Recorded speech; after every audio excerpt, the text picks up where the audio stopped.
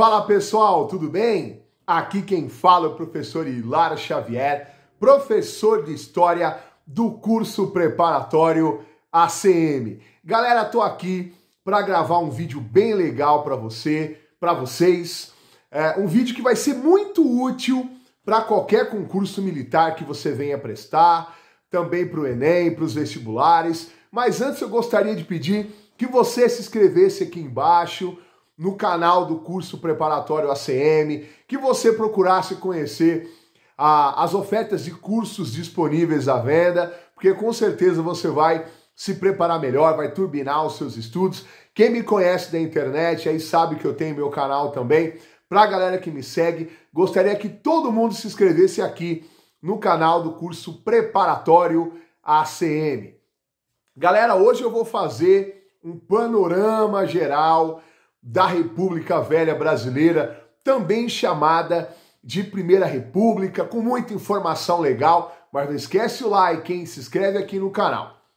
Chamamos de República Velha o período que vai da proclamação da República no dia 15 de novembro de 1889 até outubro de 1930, quando o senhor Getúlio Vargas, com apoio das Forças Armadas, derruba o presidente Washington Luiz num processo histórico chamado de Revolução de 30, a partir desse momento dando início à chamada Era Vargas. Traduzindo em miúdos, República Velha é o período que vai de 1889 a 1930.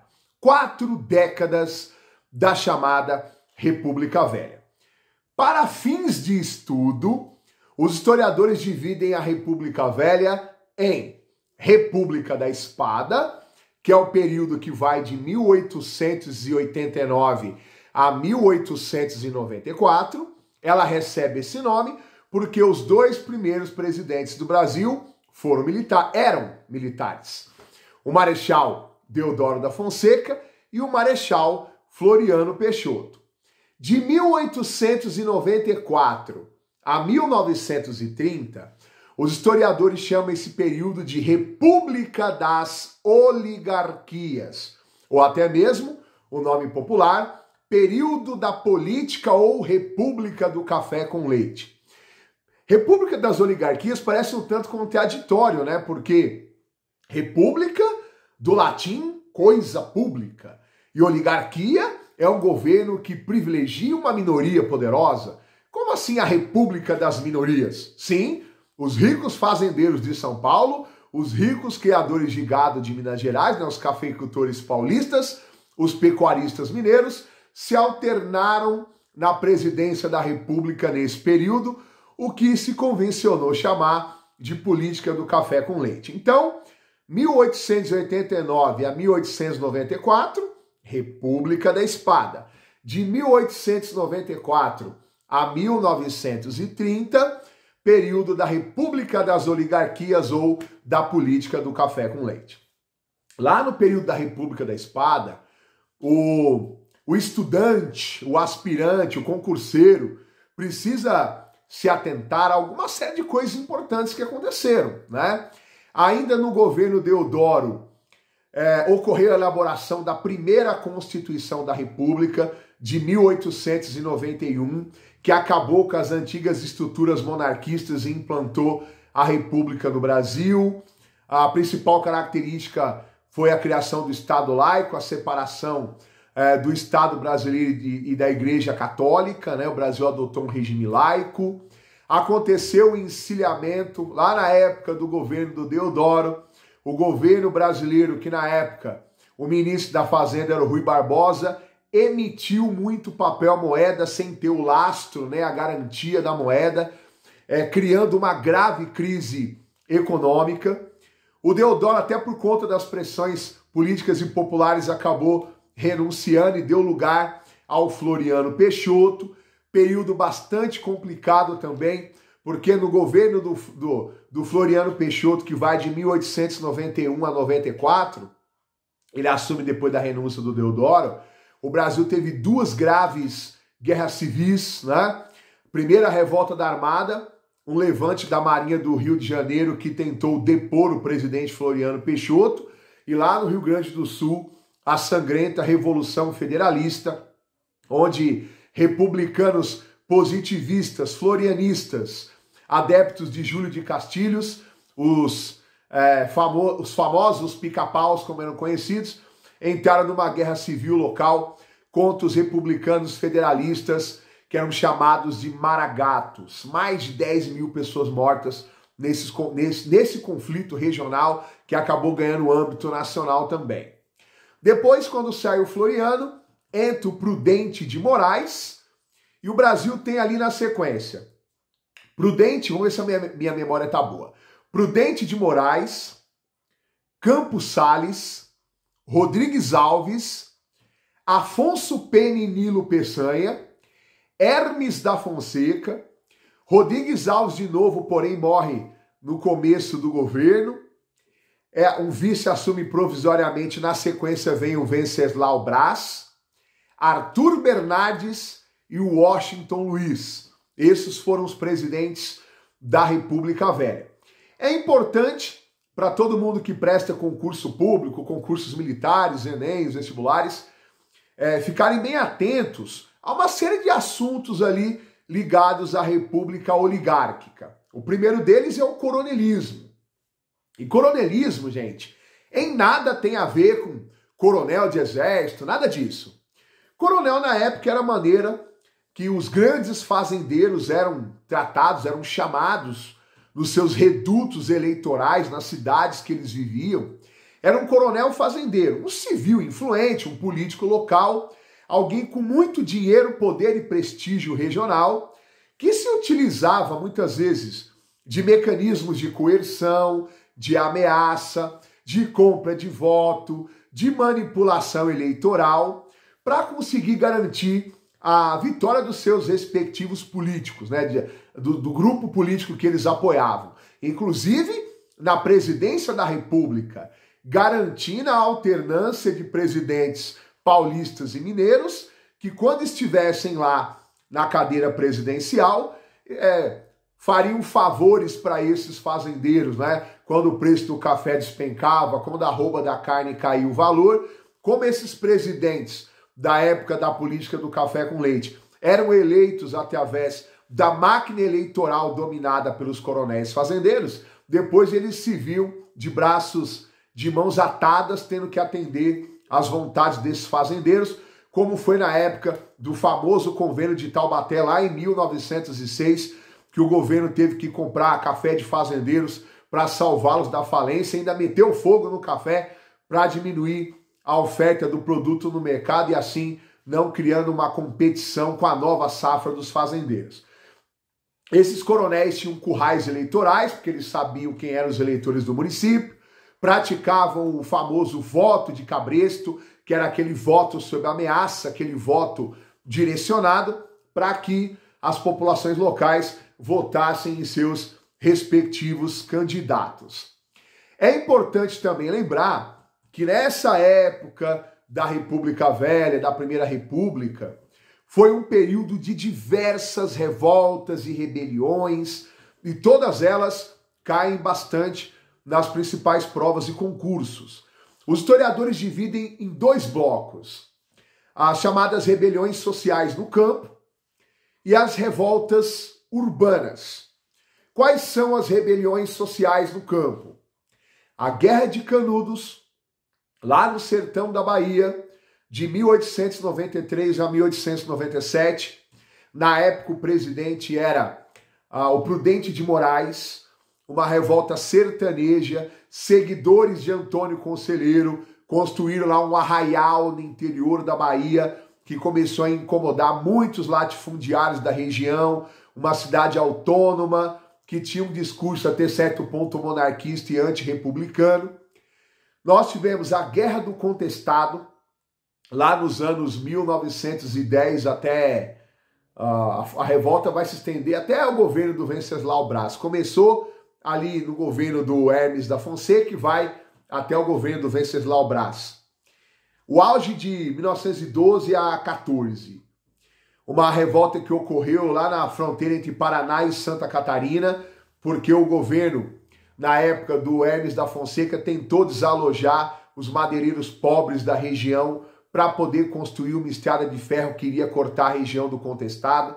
Foi uma importante revolta no campo, morreu milhares de pessoas.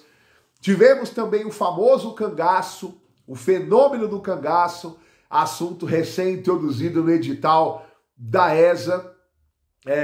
Grupos armados, bandos armados que surgiram no Nordeste brasileiro como resposta à pobreza, à concentração de terra na mão de uma elite privilegiada. O bando mais famoso pertenceu ao senhor Virgulino, o famoso Lampião que por décadas aterrorizou políticos e fazendeiros do Nordeste. Bom, essas foram as revoltas no campo, tá? Canudos, contestado e o cangaço. Nas áreas urbanas, o Brasil também assistiu a uma série de movimentos armados. Nas áreas urbanas nós tivemos a famosa revolta da vacina, lá em 1904, na época o presidente era o Rodrigues Alves. O Brasil, o Rio de Janeiro principalmente, que era a capital, né, vivia um surto, principalmente de varíola, mas também de febre amarela. Na época, o presidente Rodrigues Alves se juntou com o prefeito do Rio, o Pereira Passos, para iniciar uma reforma urbana para poder limpar a cidade. Só que o problema é que isso foi feito de maneira autoritária, desabrigou uma série de pessoas que foram obrigadas a habitar as encostas do Rio de Janeiro em um processo de favelização, e o bicho pegou para valer quando o governo decretou que a vacinação antivaríolica seria obrigatória em razão da população não estar se vacinando voluntariamente. Com o decreto de vacinação obrigatória, o povo se revoltou e transformou o Rio de Janeiro num verdadeiro caos. Vacinação essa que era liderada pelo famoso médico Oswaldo Cruz. Também tivemos em áreas urbanas a famosa revolta da Chibata, sob comando do marinheiro negro João Cândido. Os marinheiros, principalmente os de baixa patente, né, não aguentavam mais os códigos, as leis obsoletas da Marinha, que previa castigo corporal com a chibata para qualquer tipo de falha que os marinheiros cometiam, além dos baixos salários, a dificuldade que os negros viviam para conseguir promoções, os salários eram péssimos. Apesar do castigo corporal estar previsto no Código da Marinha para todos os seus integrantes, era sempre o mesmo estereótipo, né? Marinheiro raso e negro, que era a vítima número 1 desses castigos físicos. A revolta teve início na época do presidente Hermes da Fonseca.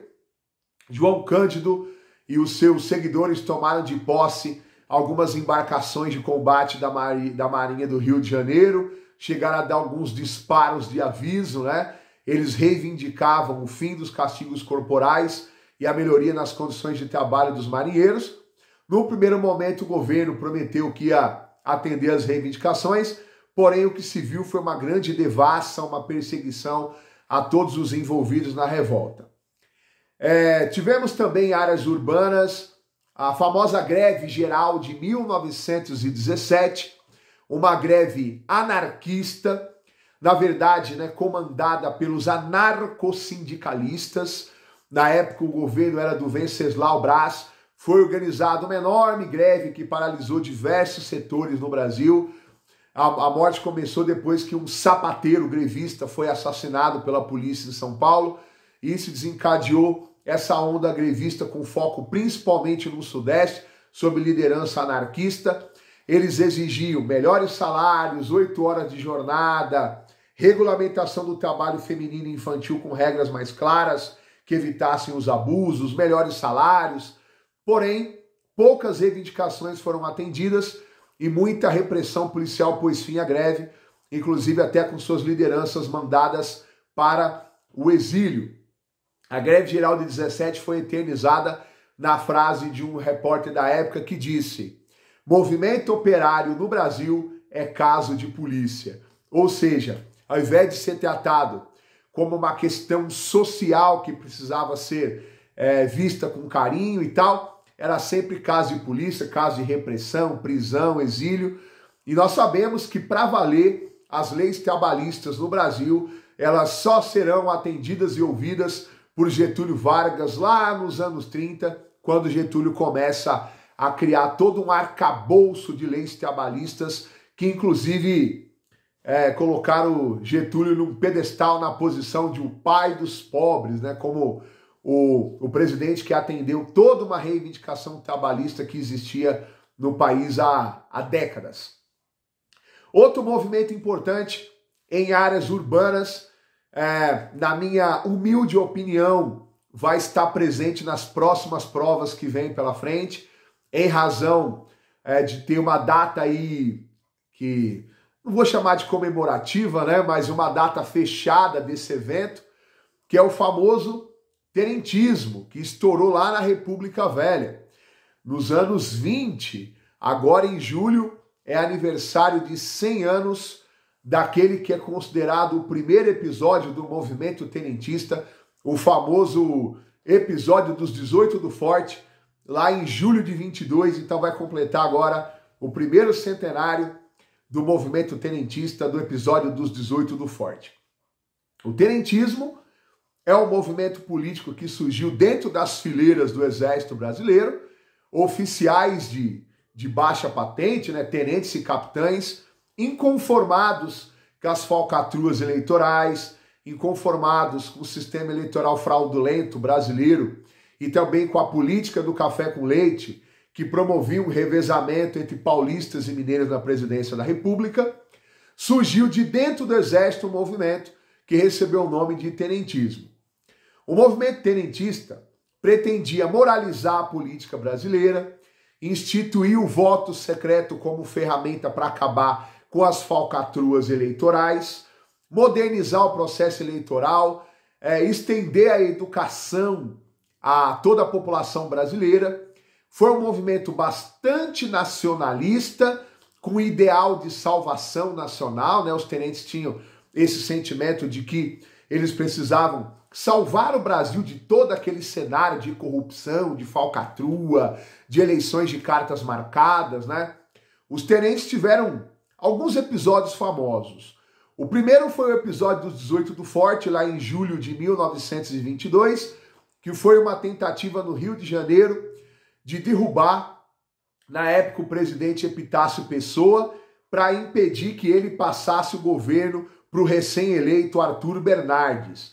Recebeu esse nome porque 18 heróicos homens partiram de um forte no Rio de Janeiro, na tentativa, o Forte Copacabana, na tentativa de derrubar o presidente Epitácio Pessoa, 17 tenentes e 1 civis, daí a alcunha episódio dos 18 do Forte, foram esmagados pelas forças policiais fiéis ao presidente. 2 anos depois, em São Paulo foi palco da Revolução Tenentista de 24, sob o comando do general Isidoro Dias Lopes. Aqui em São Paulo, o movimento tenentista chegou a contar com o apoio de 5.000 civis, no objetivo de tentar derrubar o presidente Arthur Bernardes, que havia tomado posse 2 anos antes. Porém, mais uma vez, os tenentes foram derrotados, não só em São Paulo, mas também em outras cidades que eles se levantaram em armas. E o episódio final do tenentismo se deu de 24 a 27, a famosa Coluna Prestes, uma coluna guerrilheira formada por tenentes militares de outras patentes e também civis, que pegaram em armas e se puseram a marchar pelos vários municípios pelo interior do Brasil, tentando convencer a população a combater os vícios da República Brasileira e tentando convencer o povo a combater a política do café com leite. Pô, os caras estão no Guinness Book. Eles percorreram mais de 24.500 quilômetros em 3 anos, combatendo forças legalistas fiéis ao governo, tentando trazer o povo para o seu lado. Porém, né, sob o comando do famoso capitão gaúcho Luiz Carlos Prestes, que depois vai virar uma liderança comunista no futuro próximo, a Coluna Prestes acabou se dispersando em 1927, sem atingir os seus objetivos principais. É considerado ali o último episódio armado do movimento tenentista. E para não passar em branco, os anos 20 no Brasil, na República Velha, também foi marcado por uma forte efervescência cultural, né?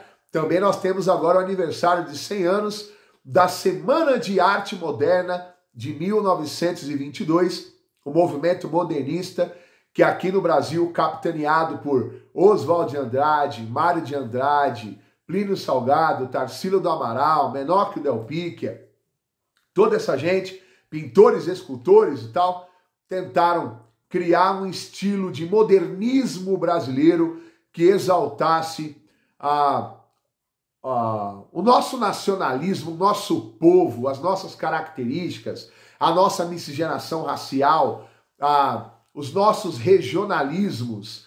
De início, né, não recebeu apoio de crítica e público, porém, o modernismo acabou depois se transformando num marco, um divisor cultural na arte e na literatura brasileira.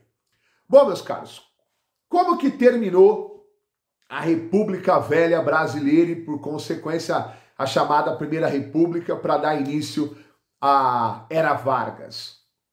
O movimento tenentista tentou, mas não conseguiu, né, derrubar a política do café com leite. Em 1930, estava terminando o governo do presidente Washington Luiz. Ele nasceu no Rio de Janeiro, porém, ele vivia em São Paulo, fez sua vida aqui, advogado, membro do PRP, uma figura política influente, e ele governou o Brasil ocupando aquela indicação paulista, né? Ele foi indicação de São Paulo e acabou vencendo as eleições. Pelo pacto da política do café com leite, a alternância com Minas, era a vez de Minas Gerais indicar o seu candidato à disputa eleitoral e, por consequência, provavelmente ele venceria. Porque as eleições eram manipuladas pelos coronéis fazendeiros de São Paulo e Minas Gerais. Porém, para espanto geral, o Washington Luiz não aceitou a indicação de Minas Gerais, do PRM, Partido Republicano Mineiro. Os mineiros queriam como candidato Antônio Carlos de Andrade, que era um influente político mineiro. Só que o Washington Luiz, presidente que estava saindo do cargo, não aceitou, não apoiou Antônio Carlos de Andrade. Ele indicou como candidato o paulista Júlio Prestes para Minas Gerais. Isso foi uma quebra de palavra, foi uma quebra no acordo da política do café com leite. Minas Gerais vai romper essa prática, né? Vai sair da base de apoio de São Paulo por conta dessa traição. E Minas vai se juntar com a Paraíba e com o Rio Grande do Sul. Os seus variados partidos políticos se uniram e um bloco chamado Aliança Liberal. E a Aliança Liberal resolveu ter candidatura própria para concorrer contra o PRP, Partido Republicano Paulista, que havia apoiado o Júlio Prestes. Porém, para espanto geral, o candidato escolhido pela Aliança Liberal não foi Antônio Carlos de Andrade. A Aliança Liberal resolveu escolher como candidato o político gaúcho extremamente influente no sul do país, o senhor Getúlio Dornelles Vargas, que seria candidato a presidente com o João Pessoa, que era um político paraibano, como vice. Porém, era muito difícil vencer a máquina eleitoral paulista. São Paulo tinha, como tem até hoje, milhões de eleitores. Bastava que os paulistas votassem em massa no Júlio Prestes para que o Getúlio não tivesse chance de vitória, apesar de ele ter sido bem votado até em São Paulo. Porém, o resultado da eleição deu óbvio: vitória de Júlio Prestes.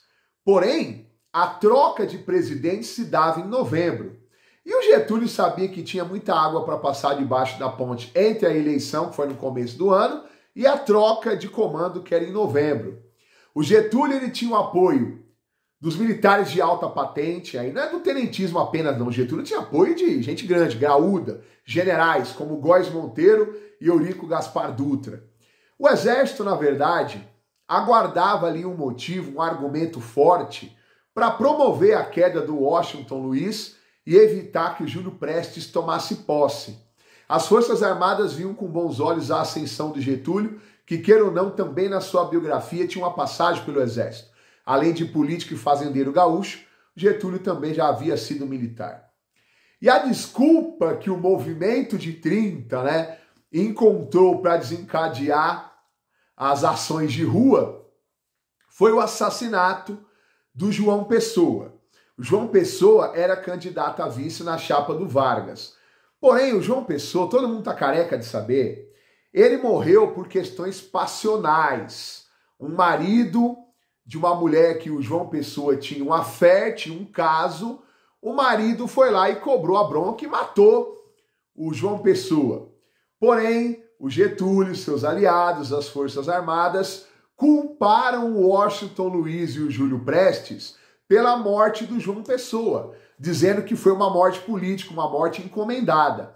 Desculpa esfarrapada, gente. A morte do João Pessoa em nada tinha a ver com essa trama política. Essa morte serviu de desculpa para o que se veio na sequência. Mês a mês, o exército foi se agitando, preparando seus soldados, que foram postos na rua em outubro de 1930, em um episódio que entrou para a história do Brasil com o nome de Revolução de 30. O presidente Washington Luiz foi deposto, o recém-eleito Júlio Prestes não pôde tomar posse, e os militares, o comando da Revolução, entregou o governo, o comando do país para o senhor Getúlio Vargas, que, segundo o Exército, se as eleições não fossem roubadas e fraudulentas, o Getúlio teria vencido as eleições, ou seja, ele seria uma espécie de ganhador moral das eleições. O poder foi entregue para ele em caráter provisório. O Getúlio foi posto no poder para arrumar a casa, segundo ele, em caráter provisório, só até ele convocar uma constituinte para elaborar uma nova Constituição para o Brasil e também convocar novas eleições morais, democráticas e com voto secreto. Ao menos foi o que o Vargas prometeu. Tanto é que a primeira fase da era Vargas é chamada de governo provisório, porque o Getúlio, quando chegou ao poder com o apoio das Forças Armadas, com o apoio dos seus amigos Góes Monteiro e Eurico Gaspar Dutra, o próprio Getúlio havia prometido que era provisória a sua permanência no poder, porém, cada um com seu provisório, O Getúlio vai tomar o poder em 30 e ficará no poder até 1945 de maneira ininterrupta, período que se convencionou chamar de Era Vargas. 15 longos anos que Getúlio Vargas esteve à frente do Estado Nacional Brasileiro. Muitos chamam de Revolução de 30 o processo que levou Getúlio ao poder, para outros não passou de um golpe de Estado, porque revolução é um movimento de massa, e quem derrubou o Washington Luiz e o Júlio Prestes não foi a massa brasileira, e sim os altos oficiais do Exército Brasileiro, uma burguesia industrial, principalmente sulista, que apoiava o Getúlio Vargas e via com bons olhos a sua ascensão ao poder, do que propriamente uma revolução social. Em resumo, a República Velha termina com a ascensão do político gaúcho Getúlio Vargas ao poder e foi posto uma pá de cal no longo período que paulistas e mineiros, até um certo ponto, até São Paulo e Minas romper, ambos os estados mandaram na vida política nacional, mandaram na vida econômica nacional, até o exército dar um basta e colocar um representante seu